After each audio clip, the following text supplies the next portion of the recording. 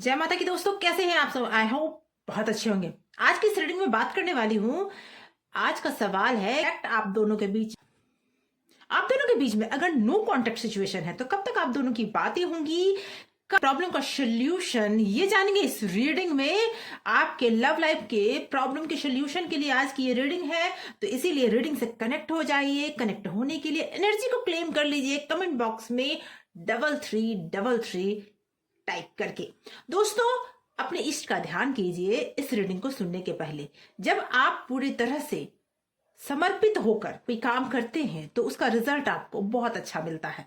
तो आप रीडिंग से कनेक्ट हो जाइए और अपने इष्ट का ध्यान कीजिए। अपने सवाल को अपने मन में दोहराइए। मन में 3 बार अपने पार्टनर का नाम लीजिए और उसके बाद उनके चेहरे को विजुलाइज कीजिए। जब तक मैं कार्ड सफल करती हूँ दोस्तों, मैं बता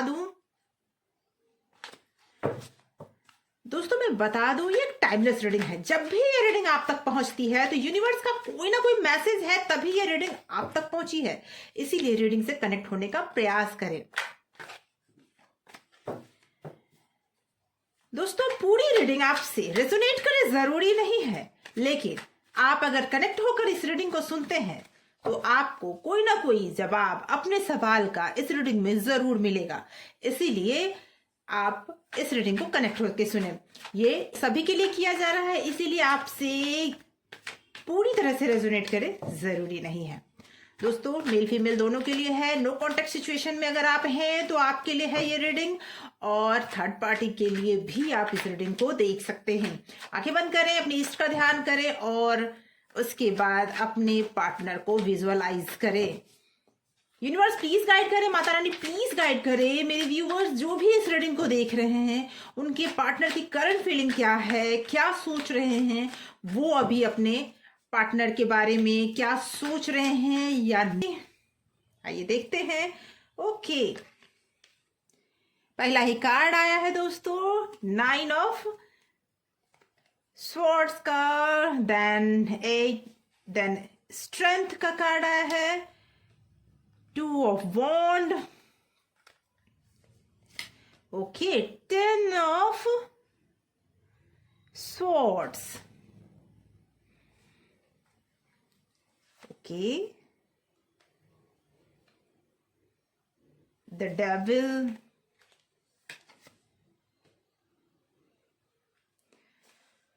Okay, 5 of pentacle. 10 of cup.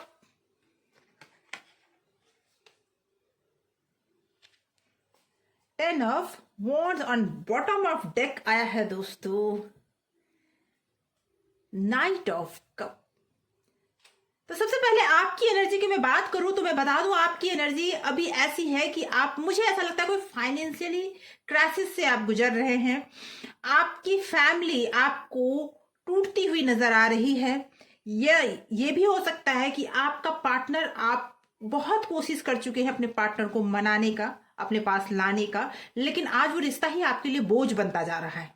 क्योंकि आपने जो भी मेहनत इसके लिए की, उस मेहनत में कहीं ना कहीं किसी और ने आकर आपके हाथ से वो चीज जो आपकी थी वो लेकर जाने का प्रयास उसने पूरी तरह से किया।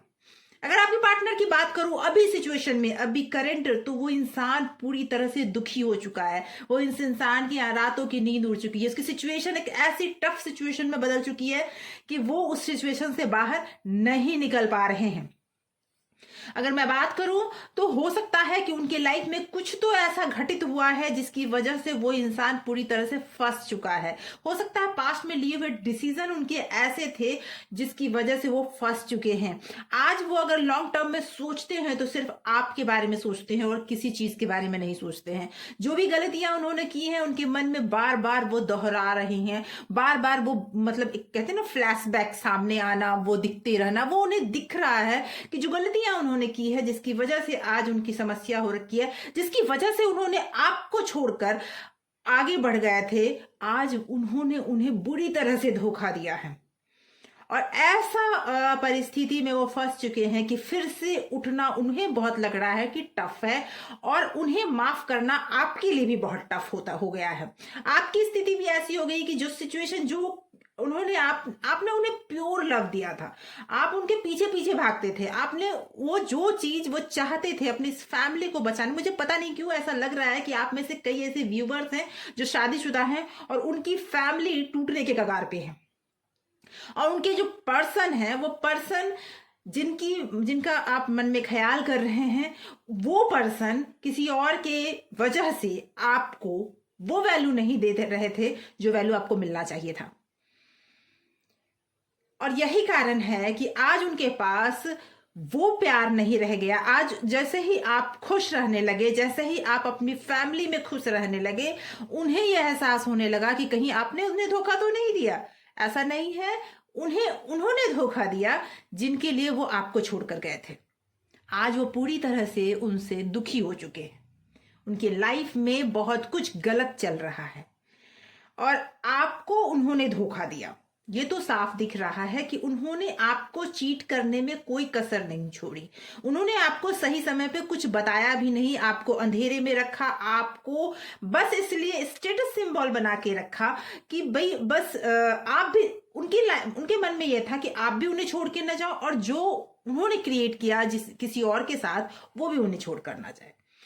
और अब आपके सामने सब कुछ रिवील हो गया है, तो अब ये रिश्ता आपके लिए बोझ बनने लगा है। अब आप ये सोचने लगे हैं कि क्या करूं, इस चीज से आगे बढ़ूं, हटकर आगे जाऊं, या क्या करूं। तो मैं आपको बता दूं कि नो कॉन्टेक्ट सिचुएशन जरूर है। आप दोनों अगर साथ भी रह रहे हैं तो आप में कोई खास बातचीत नहीं हो रही है। मुझे ऐसा लग रहा है आप लोगों की ऐसी स्थिति हो चुकी है कि अगर लिव इन में भी हैं या फिर शादीशुदा हैं तो भी आप दोनों में कोई खास बातचीत नहीं हो रही है, या फिर आप दोनों की बहुत लंबे टाइम से ये बातचीत बंद है।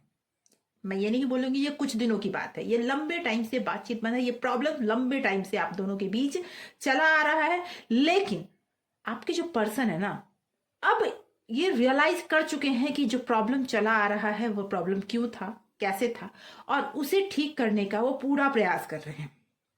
ठीक है, उन्हें धोखा मिला है, ठीक है, उन्होंने भी धोखा दिया है, लेकिन वो इसे ठीक करने का पूरा प्रयास कर रहे हैं और वो अब चाहते हैं कि सब कुछ ठीक हो जाए।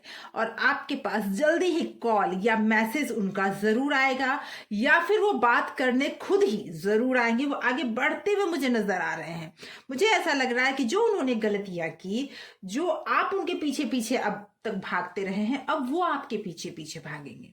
यूनिवर्स आपको बताना चाहते हैं कि आपने जो इतने दिनों तक कष्ट झेला है, आपने जो इतना उन्हें बर्दाश्त किया है, वो इंसान किसी के दबाव में आकर भी आपके साथ ऐसा कर रहे थे। मुझे ऐसा लग रहा है, मुझे यह भी दिख रहा है कि आप उनसे सेटिस्फाई ना होते हुए भी आपको वो उतना आपको सब कुछ पता था पहले से कि हाँ वो गलत कर रहे हैं, फिर भी आपने अपने रिलेशनशिप को बनाए रखने के लिए हर चीज मैनेज की, लेकिन उन्होंने आपके इस बर्ताव का कोई कदर नहीं किया, जिसकी वजह से आज आप बहुत दुखी हैं। लेकिन धीरे धीरे आप समस्याओं से आगे बढ़ते हुए मुझे नजर आ रहे हैं। जिस तरह से आप प्रॉब्लम में फंस चुके थे, चारों तरफ से समस्याओं में घिर चुके थे, अब वो मुझे धीरे धीरे आप उसमें से निकलते हुए मुझे दिख रहे हैं, अपनी फैमिली में खुश होते हुए दिख रहे हैं, लेकिन थोड़ा समय अभी और लगेगा। मुझे ऐसा लगता है कि 7 to 8 वीक आपको लग सकते हैं, 7 to 8 वीक लग सकते हैं नॉर्मल होने में आपके पर्सन को, लेकिन इसी बीच वो इंसान आपसे बात करने जरूर आएंगे। मुझे ऐसा लगता है कि अगले 10 डेज में, 8 to 10 डेज में कोई ना कोई मैसेज या कुछ ना कुछ ऐसा तो आपके सामने जरूर रिवील होगा जो आपको ये बताएगा कि आपके पर्सन आप तक वापस आना चाहते हैं। कुछ ना कुछ तो आपको समझ में आ ही जाएगा, या फिर वो खुद ही ना चले आए। मैंने इतना टाइम इसलिए बोला क्योंकि इस टाइम पीरियड में वो अपने सिचुएशन को संभाल लेंगे और आपके पास वापस आने के रास्ते ढूंढ लेंगे।